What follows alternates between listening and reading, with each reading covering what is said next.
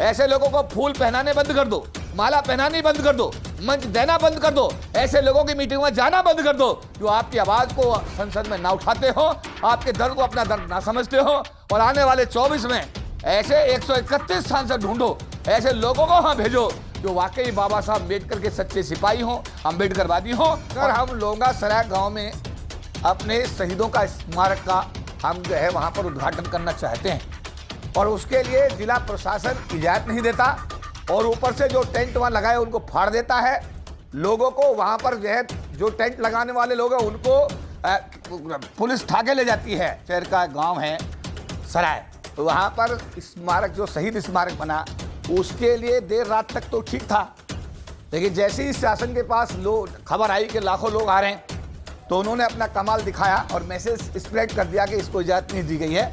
और रात को उन्होंने पुलिस से तांडव कराया कि मेरे अम्बेडकरवादी भारत में भी और भारत के बाहर जो एनआरआईज हैं,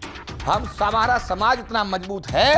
किसी भी कीमत पर। अरे यार, संविधान बदलने की मैं संदेश देना चाहता हूं आपके टीम चैनल के माध्यम से। आप संविधान बदलने का तो छोड़ दीजिएगा, आपने तो एट्रोसिटी एक्ट जो है थोड़ा डाइल्यूट किया था सुप्रीम कोर्ट के जजों ने, उसका नतीजा 2 अप्रैल 2018 को पूरे देश ने, पूरी दुनिया ने देखा। अगर ये ऐसी कोशिश करेंगे तो उसका जवाब हमारा समाज ईंट का जवाब पत्थर से देगा।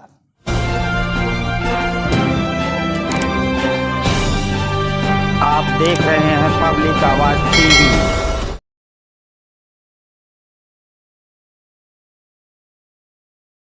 कि अत्याचार चरम सीमा पर है और सरकारों का नियंत्रण ना के बराबर है, बल्कि मैं कहूँगा कि सरकारों का एक जो हौसला है ऐसे तत्वों को बढ़ाने में सरकार पूरा अपना रोल अदा कर रही है। ऐसा कभी नहीं देखा गया भारत के इतिहास में। बलात्कार करके भाग जाता था, कभी वीडियो बना करके वीडियो नहीं डालता था। पेशाब पिला करके कोई आदमी उसका वीडियो बनाकर वीडियो नहीं डालता था। लेकिन आज जो हालत है, देश की सरकारों का समर्थन ऐसे तत्वों के साथ है कि वो लोग सरेआम जूतियों में पेशाब पिला रहे हैं, हमारे लोगों में पेशाब कर रहे हैं, बेटियों के साथ रेप कर रहे हैं और उसका वीडियो बना कर डाल रहे हैं। ये स्थिति बहुत ही, मैं कहूँगा कि हमारे भारत के राष्ट्र के लिए बहुत ही खतरनाक हालात ये पैदा हुए हैं। सरकारों ने अगर संज्ञान नहीं लिया और सरकारों ने बाबा साहब अम्बेडकर के बनाए हुए संविधान के अनुसार अगर अपनी जिम्मेदारियों का निर्वाह करके ऐसे लोगों को सबक नहीं सिखाया, अगर कानून व्यवस्था को चुस्त दुरुस्त नहीं किया, तो मुझे लगता है कि 2 अप्रैल 2018 इस भारत में रिपीट होने से शायद को रोक नहीं सकता। क्या कारण है सर कि मतलब ये जो वीडियो बना करके रिलीज किए जा रहे हैं, लोगों में खौफ पैदा करने की कोशिश की जा रही है या क्या, मतलब जाति का जो अंश है ये टेस्टिंग हो रहा है हमारे समाज का। राहुल जी, नागपाल जी की हमारे समाज का टेस्टिंग हो रहा है। ये बहुत ही सुनियोजित तरीके से कार्यक्रम चल रहा है। ये टेस्टिंग है हमारे समाज का कि हम अगर ऐसा करते तो समाज का रिएक्शन क्या आता है,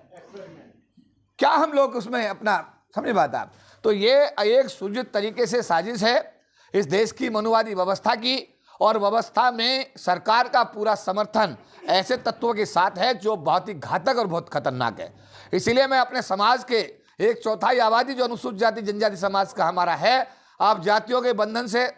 बिल्कुल अलग हो जाओ, आप पार्टियों के बंधन से टूट जाओ, संगठनों के बंधन से अलग हो जाओ और आप एकजुट होकर के आने वाले लोकसभा 2024 का जो लोकसभा चुनाव आ रहा है उसके अंदर अपने अम्बेडकरवादियों को ढूंढो, जो बाबा साहब के लिए उनको ढूंढो, जो आपके मिशन के लिए काम करे ऐसे लोगों को ढूंढो और कोशिश करो कि 131 जो ये लजारे हैं पार्टियों के, मैं कहूँगा कि पार्टियों के ये जो अगर उनको बंधुआ भी कह दिया जाए तो ज़्यादा अतिशयोक्ति नहीं होगी, क्योंकि उन्हें समाज का दर्द दिखता ही नहीं है। अगर आपको याद होगा कि 2 अप्रैल 2018 का आंदोलन हो रहा था पार्लियामेंट स्ट्रीट पर, आप सब लोग कवर कर रहे थे, एक सांसद वहां पर आ गए, उनसे हमने पूछा कि हमारे भाई एक जेल में बंद है चंद्रशेखर आजाद, उसको हाईकोर्ट इलाहाबाद ने जमानत दे दी, उसके बाद भी आपकी सरकार ने रासुका लगाकर उसको जेल में बंद कर रखा है। तो हमने उनसे पूछा कि क्या आपने संसद में आवाज उठाई, तो उन्होंने उसका जवाब था नहीं, और हमने उनको मंच से उतारा। ऐसे सामाजिक मंच पर ऐसे लोग जो समाज की आवाज नहीं उठा सकते, मैं कहना चाहता हूं अपने समाज के लोगों से, ऐसे लोगों को फूल पहनाने बंद कर दो, माला पहनानी बंद कर दो, मंच देना बंद कर दो, ऐसे लोगों की मीटिंग में जाना बंद कर दो जो आपकी आवाज को संसद में ना उठाते हो, आपके दर्द को अपना दर्द ना समझते हो। और आने वाले 24 में ऐसे 131 सांसद ढूंढो, ऐसे लोगों को वहाँ भेजो जो वाकई बाबा साहब अम्बेडकर के सच्चे सिपाही हों, अम्बेडकरवादी हों और आपके दुख और सुख में आपके साथ में 24 घंटे खड़े रहने वाले व्यक्ति हों। सर, देखा जा रहा है कि जो भी बहुजन समाज के कार्यक्रम होते हैं उसमें प्रशासन जो है वो बहुजन समाज के प्रोग्रामों में अनुमति नहीं दे रहा, ऐसा क्यों? आपके ताकत शहर में हुआ सर, जो 2 अप्रैल के शहीद थे बहुजन, उसको नहीं दिया गया, जो अपने पैसे से लोगों ने आपकी संगठनात्मक शक्ति जब बनती है तो देश का सिस्टम उससे घबराता है।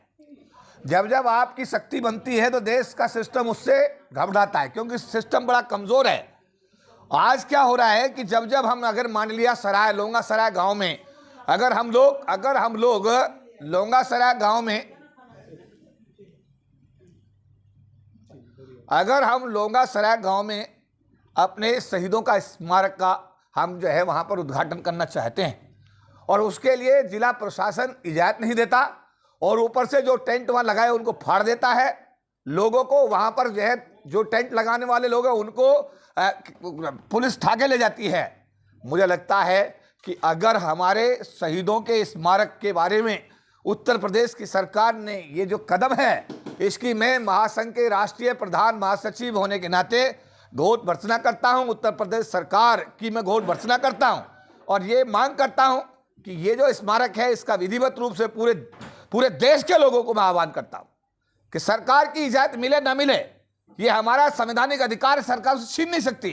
मैं चाहूंगा कि एक डेट तय हो, चाहे 26 नवंबर तय हो और उस दिन हमें अपने शहीदी स्मारक जो हमारे शहीदों की याद में स्मारक बने हैं, हमारे पूरे विश्व के लोगों को, पूरे देश के अम्बेडकरवादियों को वहां जा करके अपनी एकता का, एकजुटता का एहसास करा करके और जो हमारे शहीद हुए उनको अपने श्रद्धासुमन अर्पित करने चाहिए।